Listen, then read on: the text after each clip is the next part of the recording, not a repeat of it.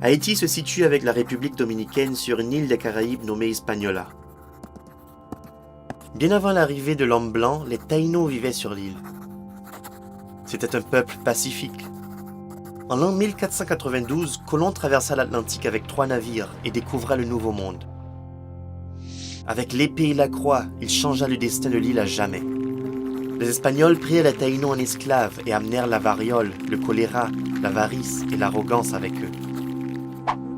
Ce ne fut pas avant que tous les Taïnos soient morts que le prêtre espagnol Bartolomé de las Casas lança une campagne pour les droits des indigènes. Il suggéra de remplacer les Taïnos par des esclaves importés d'Afrique. L'Espagne baignait alors dans l'or de l'île. Ça attira des pirates français qui s'installèrent également sur l'île. Le gouvernement français voulut aussi avoir sa part du gâteau, et les pirates furent déclarés colons français. Dès lors, 2 puissances coloniales régnèrent sur l'île, la France et l'Espagne. Entre l'Europe, l'Afrique et le Nouveau Monde s'établit le commerce triangulaire transatlantique. Des armes et de l'alcool pour l'Afrique, des esclaves pour les plantations américaines, et du coton, du café, du tabac et du sucre pour l'Europe.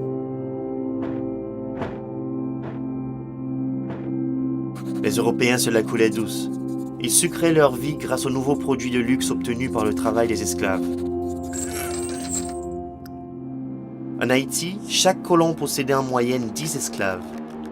Un tiers des esclaves mouraient quelques années après leur arrivée, mais cela ne constituait pas un grand problème pour les propriétaires des plantations. Ils importaient simplement de nouvelles cargaisons. Et pour s'assurer que les esclaves restent dociles, ils furent battus, mutilés, castrés, crucifiés, bouillis vivants dans du sirop de canne et violés.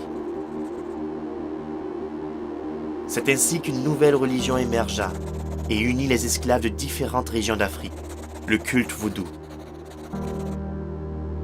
Grâce à la Révolution française, le vent de la liberté, de l'égalité et de la fraternité soufflait en France, et il souffla jusqu'aux Caraïbes. Quelques années plus tard, le moment était venu. Au cours d'une cérémonie secrète, le prêtre vaudou Dutty Boukman appela une révolte d'esclaves. Il fut assassiné, mais la révolution suivit son cours. 3 anciens esclaves, Louverture, Dessalines et Christophe, ont mené le soulèvement. Il ne s'agissait pas seulement de mettre fin à l'esclavage, mais aussi de prendre l'indépendance par rapport à la France. La première république noire au monde venait de naître, et Dessalines ordonna la torture et l'assassinat des colons de l'île.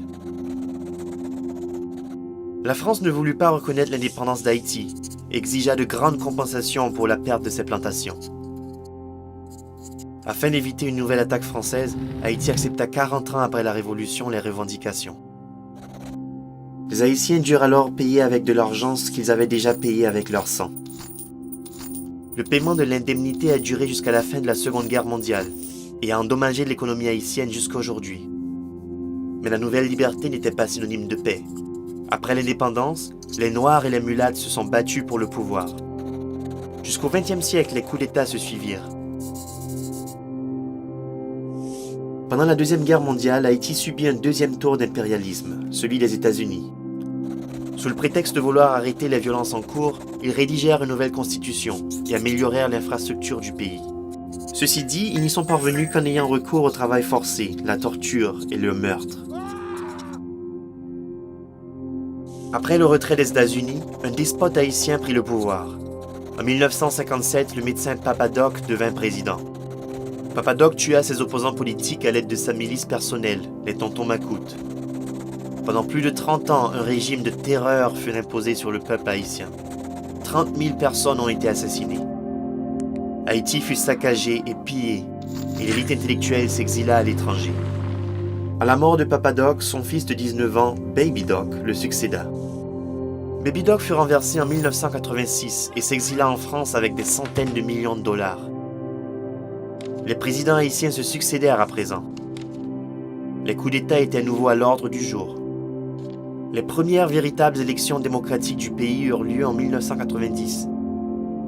Le prêtre des pauvres Jean-Bertin Aristide fut élu président. Cependant, quelques mois plus tard, un coup d'État de l'armée le renversa et la lutte pour le pouvoir continua. L'ONU et les États-Unis imposèrent un embargo commercial d'une durée de 2 ans, ce qui endommagea encore plus la déjà fragile économie haïtienne. Des agitations sociales et politiques suivirent. Afin de stabiliser le pays, le gouvernement haïtien appela en 2004 les casques bleus en secours. La situation en Haïti s'apaisa, cependant le développement et la formation d'un État souverain et dynamique n'eut pas lieu.